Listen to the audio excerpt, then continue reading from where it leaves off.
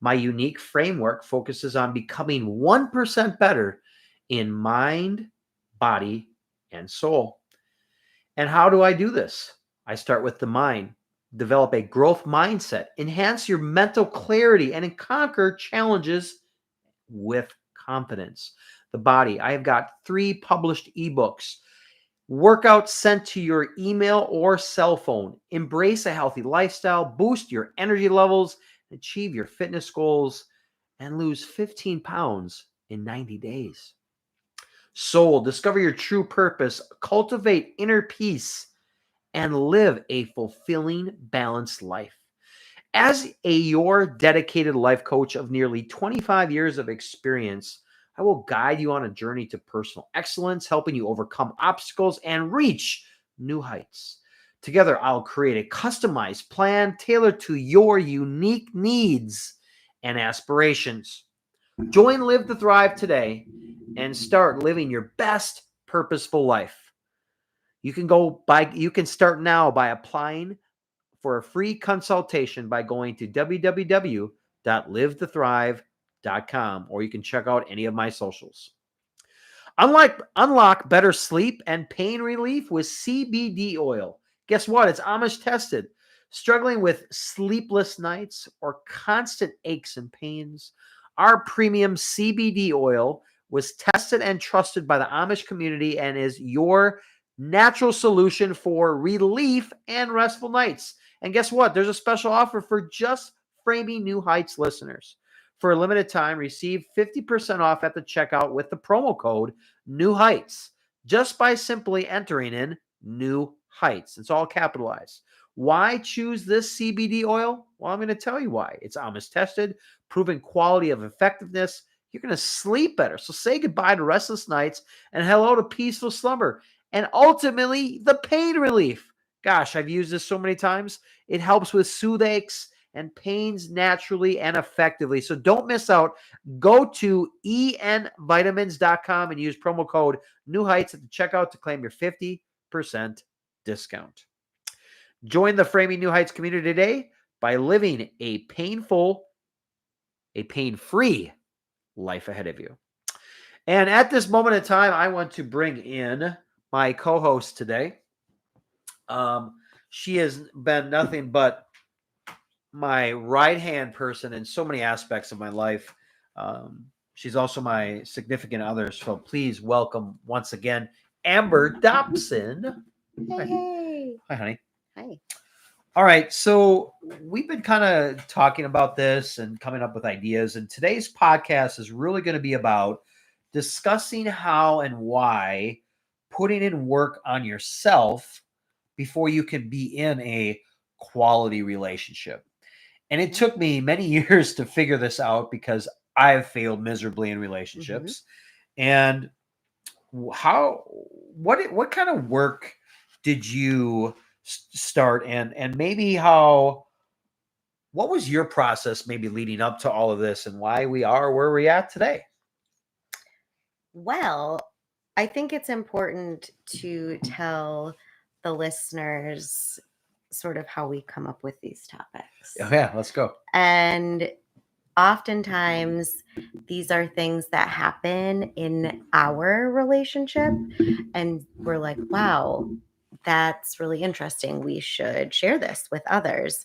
So recently, there was, I don't know, call it a situation, and I responded in a way that was really typical to how I responded in a prior relationship. Oh, And it kind of sparked a conversation between us how, due to my past and things that happened, I respond sometimes, I don't know, what's the word, differently, traumatically. I think traumatically is the right word. And I'm aware of it, but sometimes I do have to be called out on it. And so I said, wow, that would be a really great podcast topic to talk about healing from the past. And then from there, it was really about putting the work in on yourself and Yeah. understanding that. And really, the foundation of that is self-awareness. Yeah. Awareness.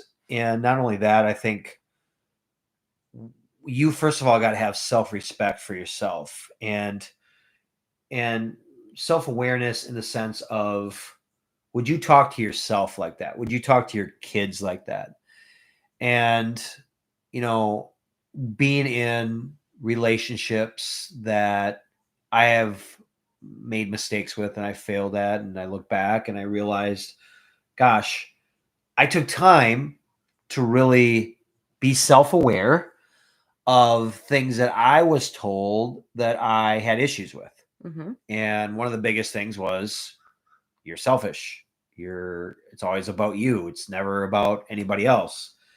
And I reflected on that and I Mm-hmm. took that into consideration because, it's interesting for those of you that are listening. If you truly want to know what kind of person you are, ask your best friend and ask them to be honest with you. Like, who do you see? What kind of person do you see me as? Do you see me as a kind, loving, charismatic, kind person? Or is it something else? Am I constantly reaching out to somebody for something and not reciprocating back? Does that make sense? Well, yeah. And if you're asking someone those questions, you are taking the first steps of becoming more self aware. But the important thing is then to listen and then Oh, not get defensive when they're telling you something that they have observed or felt or experienced about you. I think of situations with family and friends, and you're attempting to talk about things and being like, do you realize that when something like this comes up, like you often tend to blah, blah, blah, blah, blah, whatever it might be. yeah, And they're like, no, I don't. I yeah, don't do that. yeah, yeah, yeah. Well, perhaps they are lacking some self awareness instead of being Oh, like, that's good. wow, That's good. I've never had anyone tell me that. Thank you. I Yeah, guess I didn't notice that. And pausing and really like reflecting and taking a moment and doing something with it instead of shooting it back out and being like, no, that's not me. right. Like kind of holding space for it and being like, okay. Yeah, and that part right there, though, Amber, comes with self growth. Yeah. You should be able to have someone tell you your areas that you need to improve on. Hmm. And if you truly cannot, you're never going to be good at your job. Maybe you'll coast through some things, okay? But your relationship will suffer. Your relationship with your kids will suffer. I think that's such an important piece because it can hurt for men. I mean, it destroys egos. And that's where the vulnerability piece is so critical to develop any type of relationship and understand the importance of because you guys, at the end of the day, we're all flawed, right? We're all flawed. We all make massive errors. And I mean, how many times did it take me to? I've been putting on these stinking blinds up in this new house that I have, and I had to unscrew these screws, and then I had to put them in a different place, and then they didn't fit right. Then I had to take them out again. Anyway, you have to constantly know that we're flawed. We make errors. And if you really truly want to manifest a quality relationship, and it starts with the law of attraction. And I think for those of you that don't know, and I had a great author on, Shanda Crimes was on. That's a later. There's 2 episodes if you guys haven't checked them out, so check them out. But just to kind of give you guys a brief description on law of attraction, it's the belief that our thoughts and feelings and intentions can attract corresponding positive or negative experiences based on our lives, right? Essentially, what it says is you're suggesting that by focusing on what you want, whether it's success, love, happiness, comes back with energy into your mindsets, into your relationships, your careers, etc.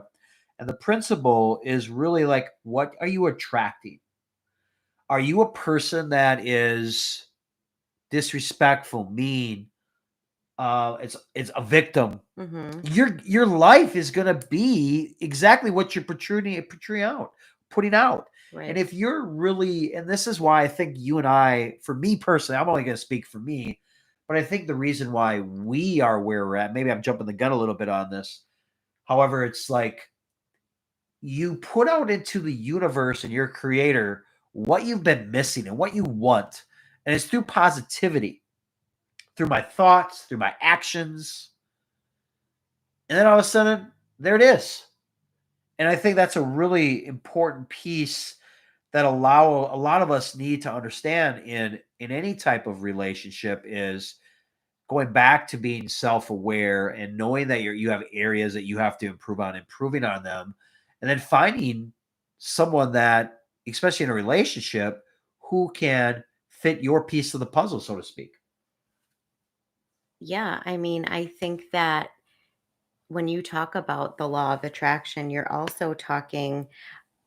manifesting not only what you're putting out, but in a future partner. Yeah. And in that partner, you want someone that's like emotionally intelligent, emotionally stable, emotionally independent.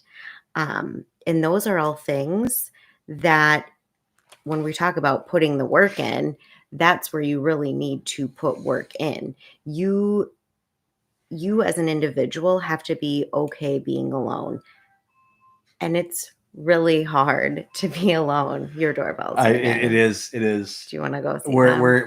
we're not because we're live right now, and I'm going to Okay. continue recording this. So, what's we're in a new studio here, and the studio is not too far away, and I saw these two kids kind of roll up on bicycles, and somebody's at my door right now. So, but we're going to continue because so continue what you were talking about. So we talked about self-awareness. So putting the work in to being emotionally independent on your own. I think so many times people rely on other people to meet their own emotional needs, and we as individuals have to be okay by ourselves and meet our needs on our own.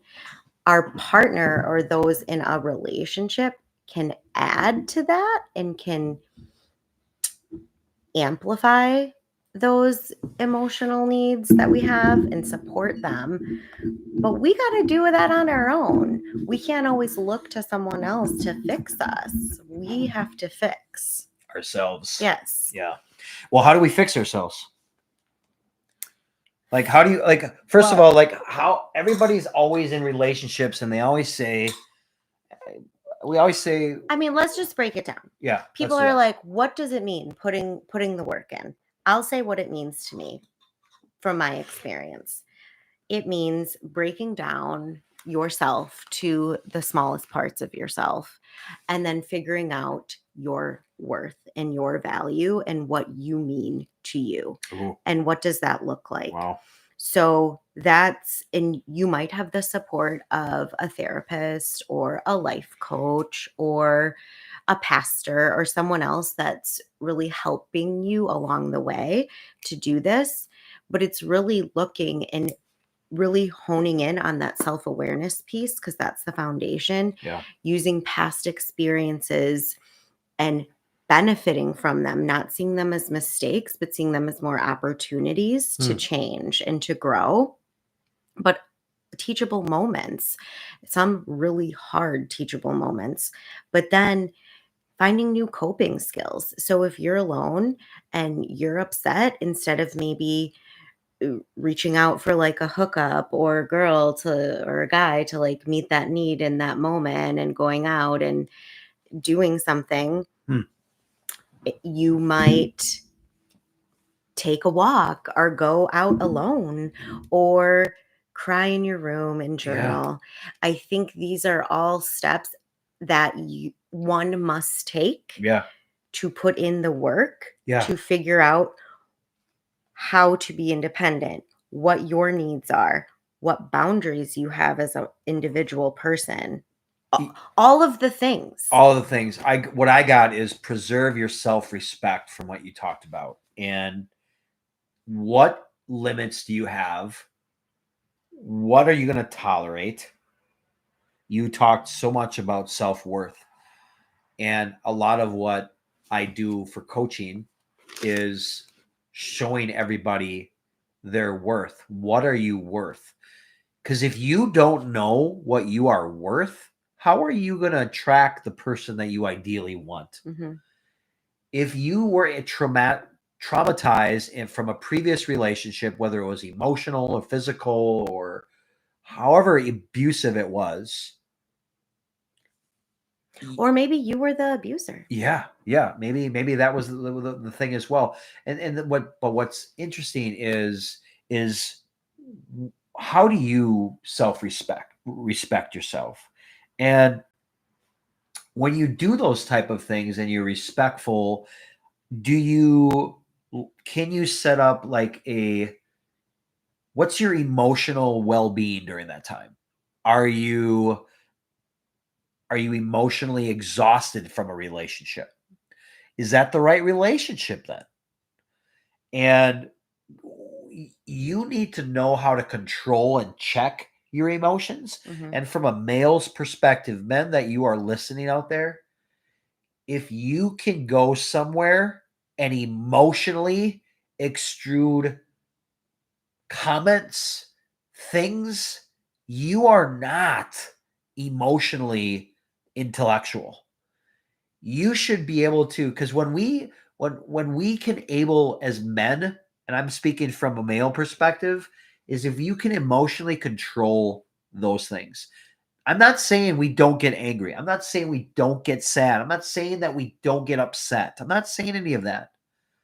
But what is your reaction to things?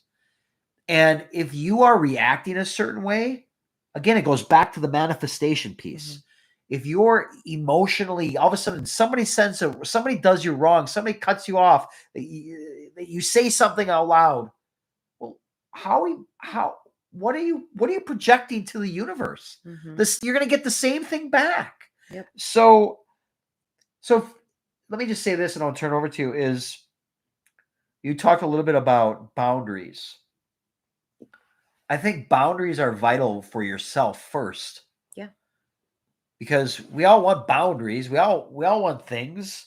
But what are healthy, respectful boundaries for yourself? And we've been dating for a little bit over a year now, and I mean, we had a few conflicts. I don't think they kind of went out of derailed, but it was because I was able to reflect, come back, say, I did not act emotionally correct for you in this situation. It took, but here's the thing I want to tell you guys. If you're upset and you're don't say anything. Give yourself some space. I think that's a big thing that I've learned through my journey, because I used to have a really bad temper. We've kind of talked a little bit about this. Like, I've worked immensely on it. Like, it was so bad. How did you, because I think this is where there's like this missing piece. Yeah. So how did you work on it? Like, Yeah. what did you do? Well, I think it's important to be alone. Okay. I think it's important to cry. I think it's important then to know what you want, visualize it, write it down, script it, see it, use the senses, smell it. Like, what does your ideal mate smell like? If we're talking about relationship, what does he smell like? So the smelling smelling helped you not have a temper? No. Okay. So Because I think people prayer this prayer is what was I'm more big. talking about. Reading books, Okay. Therapy, coaching. Yes. Yes. Like, I use a simple one that I've used. Well, I did. I don't do it anymore as much because I can control my state of being. But if you get so upset, go to a room and just scream into a pillow. Yeah. These are great. Like, you just let it go, release. So you had the self-awareness that you knew you had a temper. You wanted to make a change. And so you had to allow yourself to know you had issues with that, and then do the work. Well, and to make the change. the work was having someone close to me saying, "Do you know how you looked in public?" Oh, how did you So that was respond? a hard one for me. Like looking in the mirror and then someone telling you that that's super close to you, that shares that with you. Maybe you were with kids, or maybe they were a family, or maybe with your significant other. Yeah, it's embarrassing, right? It's degrading for yourself, and it shows the kind of person that you are. And at that time, I wasn't a good person, because if I'm portraying this image in public, it's Yeah. just it wasn't good. So I think a mirror, literally, There you go. your significant other should challenge you. That wasn't really cool what you did. If they're just riding your coattails, I don't know if that's a good fit in the years of my experience. No, it's not. It's not. But if you're talking about even before getting into that relationship, someone calling you out on behaviors that are not that becoming of you, Yeah. then making those changes so that when you get into those relationships, a relationship, whatever it might be, you're better because of it. And I think going back to how so instead of negative talk, it began using positive self-affirmations. Okay. I am upset. However, I want to be the better person. Mm. Does that make sense? Mm-hmm. Yeah. Because we can get caught up, y'all. We can get caught up on some negativity. Yeah. And when you get caught up in that, and with this whole move that I've had, there's been a lot of negativity that's kind of come in. And I had to sometimes just pause, talk to you on the phone, and I also had to pray. Gosh, I cannot explain enough. And breathing is absolutely vital too in those situations. Let's talk about boundaries though. Yeah. Let's kind of go into this. So I kind of broke it down into like three, well, actually quite a few. All I right. got like 5 boundaries that I kind of want to talk about. What do you have? I think the first thing is because before I call it my like growth journey, I didn't know what a boundary was. So, what's a boundary? Yeah, a boundary is something that we can set limits to, like social media, how much binging you're doing, the 80-20 rule, things of that nature. And I kind of broke down some ideas like, but when we talk about boundaries, so everybody wants to deflect and put boundaries on somebody else. Yep. It starts with you. So number one, time, right? So prioritize your time by setting limits on how much time you spend on work, social activities, helping others, maybe personal relaxation, emails, maybe something at specifically at 7 o'clock at night. We're done. You kind of know where my time boundaries are on some stuff. But I think there's this other thing too, is emotional boundaries, is really protect your emotional well-being by identifying the ability to say no to others. Why are you looking at me? Because I am. Because you have to that's a big one, because a lot of us are yes people and we want to please people. Mm-hmm. You just did the Strength Finders 2.0, by the way. Shout out to the Strength Finders 2.0. That's a great assessment. I use that for my clients as well, and you just took it.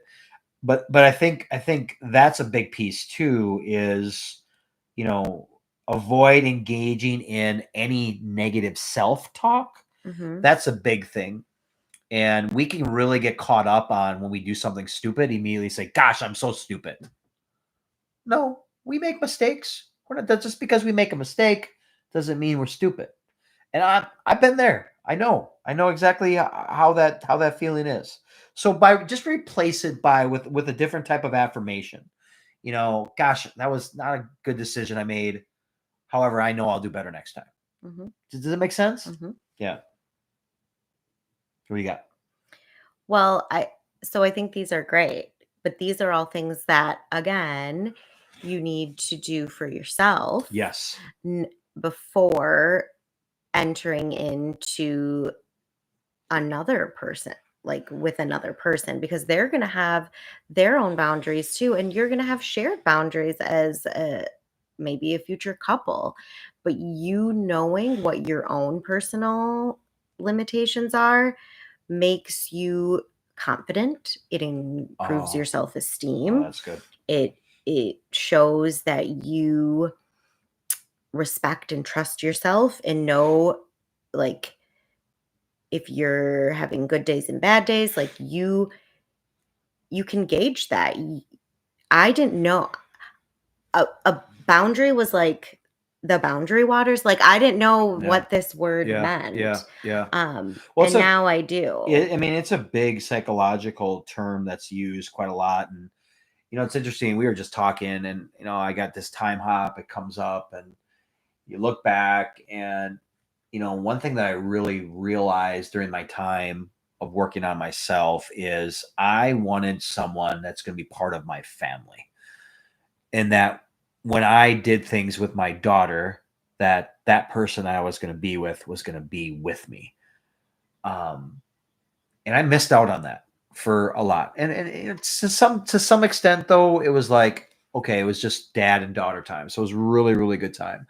But what I really learned through that situation too is just the ability to know that, because I know you saw some timeouts. You're like, well, weren't you in a relationship at that time? Yeah, I was. So I think that piece is important. Is know who you want to be with in those really beautiful moments. If that makes any sense. Yeah. Yeah, and knowing that, eh, how am I saying this? You have to know yourself better than anyone else. Oh yeah. And so by having boundaries and awareness and knowing who you are, you will be this best version of yourself. And then you don't lose that in a relationship. You don't lose that sense of self. You don't get into a relationship and be like, oh my gosh, you don't have people telling you, oh, Amber's just not like herself anymore. Amber's just Oh like totally different person. You won't, because you're still going to be Amber Dobson and Michael yeah, Hicks. yeah. Like, you're That's still that person. You're just even better because you have this partner adding value to your life. when you are establishing boundaries for yourself, make sure that you're consistent too. Hmm. You had talked a little while earlier about instead of hooking up, be respectful, but then be consistent with yourself and know that, yeah, this travel experience is only going to be a short amount of time.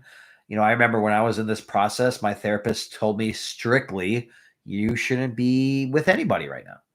Just date. Just date. Figure out what you want in a person, what you want in a mate. And then during that process, it's what's important is you reflect and you okay, well, I did A, B, C, D, and E. Well, I didn't like this because of this. I didn't like this because of this. I didn't like this because of this. But I like this person because of this. And that piece is important. But I also think, though, you got to really, you guys, if you go from relationship to relationship, you're never going to find yourself. No. You got to be alone. You got to embrace the suck. The suck does suck. There's crying nights, tears. You're going to watch a sappy movie, eat a pizza and a whole thing of ice cream. I get it. I've been there. However, it's needed Yeah, to build your self-esteem, your self-awareness, your reflection. And yeah. it is. I remember weekends alone, crying at the pool with a book. But then you feel good. It's a release. It is. And you learn so much about yourself in quiet moments. And you're not missing out because you're not yourself when you're out at that point, not doing the work, putting Yeah. it in. Yeah. So you're kind of like just a shell. Right. And if you're just a shell in this public place with maybe these people, how is that really benefiting you? How is that allowing you to be better? I can remember like being alone or with my daughter and thinking like, gosh, this is not what I signed up to be. I wanted to be with someone that made me happy and was there to support me. And if I had a dream and an aspiration, they were with me and they helped me build it. And not only that, supported whatever I did and aligned with what I did. Another big piece for me personally was fitness and wellness and being able to work out together. And that's a big part of my life and my DNA and who I am. And it took some time to get there. And then on top of that, have someone that's like got your back. But to be fair and to give you credit, you put work in, and when you came out of the gate, I know what I want. Right. And when you were talking to me or other people, Yeah. you were very clear, like, Yeah. Say it. fitness is a very important part of my life. Business wise. Like, I am starting a business. I want support. I am a dad first and foremost. Like, you wanted someone that's willing to like grow and continue to learn. Like, you knew who you were and Yeah. what you wanted. Yeah. And faith. Like, yeah. Yeah. So you were able to put that out there. I think so many times when that work isn't being done, people are on apps now. So they meet people and they start talking. Well, what do you want? Well, I don't know. I don't know. How do you not know? Then you shouldn't be on an app. Then you shouldn't. Yeah, you shouldn't be on an app. No. That's all I have to say about that. I think what's going back, and I just had a really a good thought, and it's fleeting me, but it's vital to know who you are, to be in a quality, respectful, wholesome, emotionally available, vulnerable relationship. We're talking and like we mentioned the word comfortability. Was it comfort? Yeah, it was comfortability, right? No, it was content. It was content. That's what it was. It was being content in our relationship. The word that we didn't want was comfortability. Yeah, yeah. Like not just, or like we were associating being comfortable with being complacent. Yeah. And like there you go. That seemed more negative, or that we were just kind of staying stagnant. Whereas contentment is just feeling very at peace. And here's the other thing. For anybody that's out there dating and you're checking on this podcast, stop. The number one reason for dating is to find the person you want to be with. If I don't want to stop seeing this person because she's going to be upset with me. Well, what did you tell her from the get-go? I remember this distinctively. I would always say, I am not exclusive with anybody. And they could take that how it was. Well, what does that mean? I'm not with one person. I don't want to be with one person right now. I'm figuring things out on my own. If that's not cool enough for you, then I don't know what to tell you. Then maybe we shouldn't continue. Does that make sense? Yes. Because go ahead. But you knew yourself. This is what I'm saying. Yeah. You got to know yourself. Yes. There's a lack of self-awareness then when someone comes out and says, "Oh, yeah, I'm dating." Well, what does that mean? It means I'm dating you. Well, does it mean that?